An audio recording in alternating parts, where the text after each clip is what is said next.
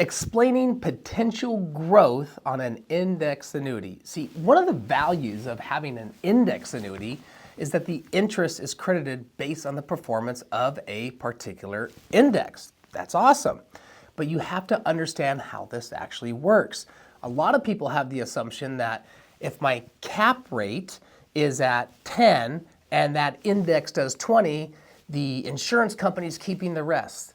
That's not the case. They're buying options on these index. There's a whole formula to it.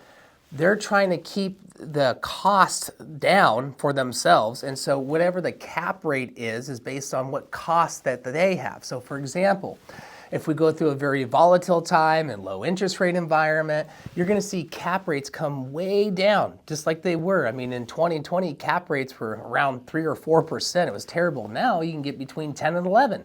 But that's going to change. It's not always going to be the same. So let me go over a couple basics. You have a cap rate, which is a ceiling. That's how much interest you can earn up to that limit. So for this purpose, let's say 10%. You can get up to 10% of that cap rate, okay? But now you also have what's called a participation rate, or a par rate for short. A par rate says, hey, whatever this index does, you get X amount of percentage for it. So let's say it's 50%. So if the index increases by 10%, you would be credited 5%. Which one's better? It just depends. If you have a cap rate of 10, but a participation rate of 50, and if the markets do 10% return, you're going to be better off getting your cap rate, 10%. Versus getting 50% of 10%, which would only be 5. You'd have twice the amount of interest if you had the money in the cap rate strategy.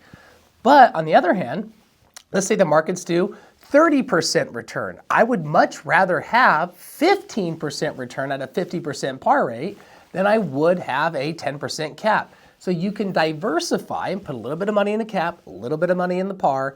That way you can capitalize on both type of market conditions.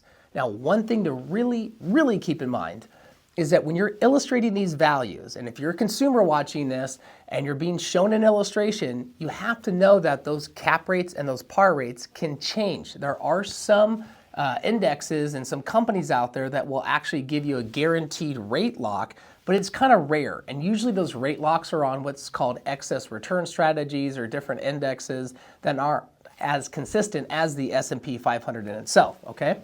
So if they can change that 10% cap rate down to 5, then the whole illustration is pointless, right? I mean, it could totally change. They can earn a lot less income over the course of time and a lot less interest, okay?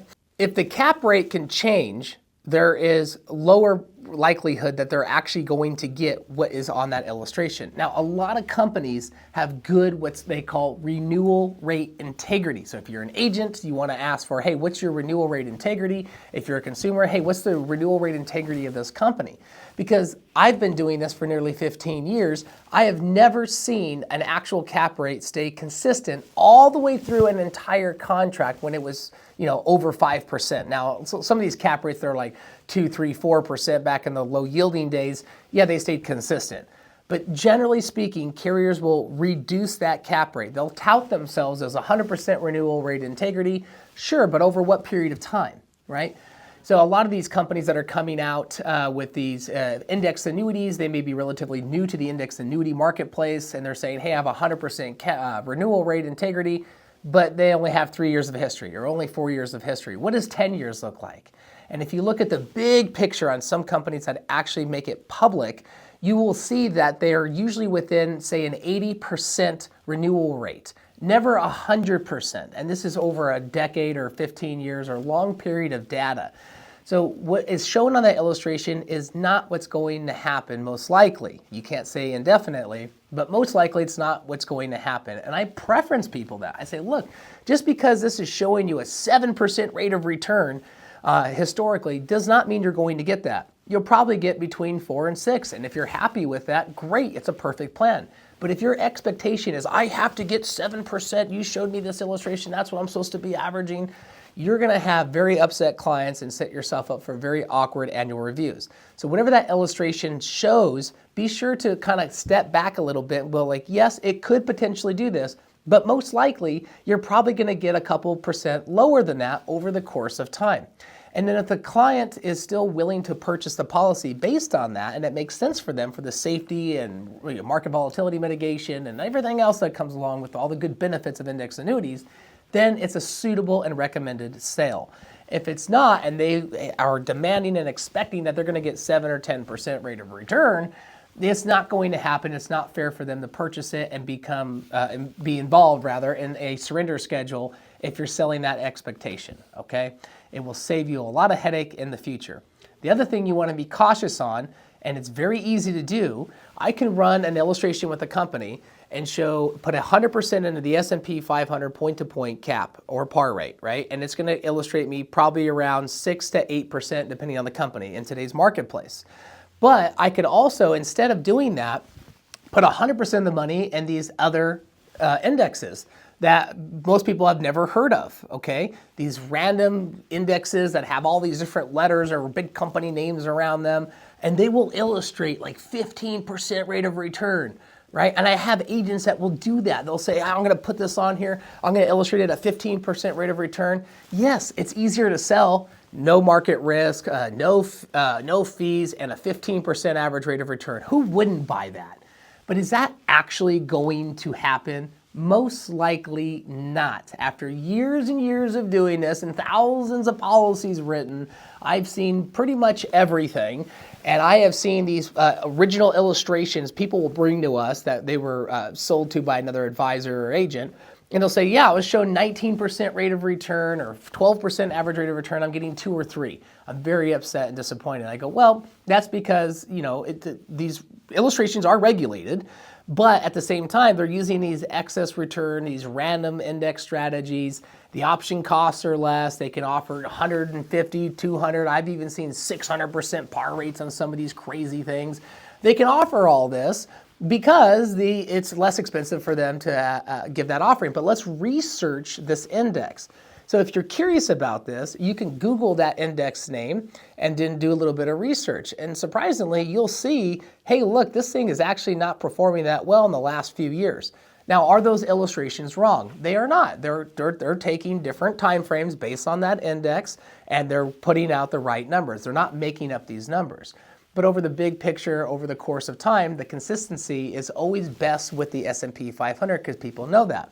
If you put somebody in some other random strategy, then what happens is they look at the markets, they go, hey, the markets have been up and they've been booming, but why haven't I received any interest? Then they start getting upset. You're like, well, because this index performs differently in this different time frame, and when the S&P is down, it'll go up, or whatever you may want to say. But you want to keep it with the S&P as much as possible. Now, am I against going out through these other types of indexes? Absolutely not. But I don't put 100% of the client's money there. I say, hey, these are our wild card indices. Let's go ahead and put a little bit of money here. Maybe we can swing for the fences and hit it big. I have actually seen on my own annual statements with clients and my own policies double-digit returns on these excess return strategies or these strategies that are outside of the S&P realm. I've seen it. I've actually have the own value in my own accounts. But it's not consistent. I would much rather get, say 4 to 6% every single year on average than I would to get 0.0001, 0.000, 15%, right? I would much rather have that consistency and have that compound interest effect. Plus, it just makes life a lot simpler. So yes, when you're helping people with index annuities that are growth focused, it may not look as fancy, may not be as pretty, putting it majority in the S&P 500, maybe a little bit in the fix, but at least it's consistent, okay? It's very easy for people to look up S&P 500, see the markets went up, and do their own calculations. Now, the other thing is that it's based on price return of the S&P 500. Some companies will actually do total return, but this is price return, so it's not including dividends or anything else, okay? It's including the price return of the S&P 500. So it may be a little bit lower than the actual return that you Google in itself. And you have to let people know that, because if you get an engineer client or somebody who's savvy with the markets, they'll say, hey, this calculation is wrong, when in fact it's not wrong. It's just that the cap rate and the par rate are applied to the price return of the index, not the total return of the index. Is there a huge difference? Not really, but there is a difference. And so you want to be clear about educating your client about that. And how you become clear on that is by calling the insurance carriers that you're trying to write business with, learning about their indexes, learning how they actually price them, what's their renewal rate integrity, are they using level option pricing, how are they actually doing this? You want to do that due diligence instead of just being, oh, well, my upline or my marketing agency told me to sell this and I'm just going to push it.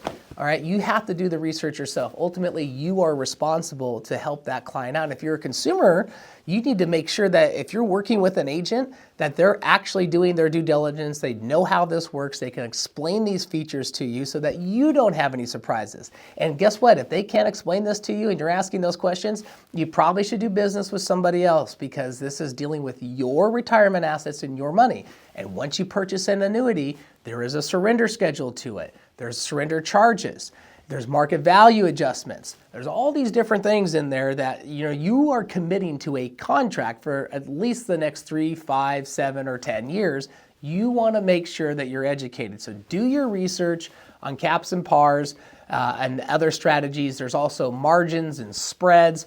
I'm not really going to go into that right now because they're not as common as they used to be, but we will do a separate educational video on that. I'm trying to keep these short so it's condensed for you and it's not too overwhelming. You can watch through the other videos if you like and learn more about this. Again, if you're an agent, check out Annuity Producers' website. That way you can join our live national conference, our live weekly Zoom calls. If you're a consumer and you're looking to find a good agent, we have a network of agents all over the country. If you like to work directly with us, awesome. If you want to work with somebody more local, if you're watching this in a different state, you can feel free to reach out to us directly, and then we will help direct you to good vetted agents that uphold the fiduciary standard. Thanks so much. Yours in success. See you next time.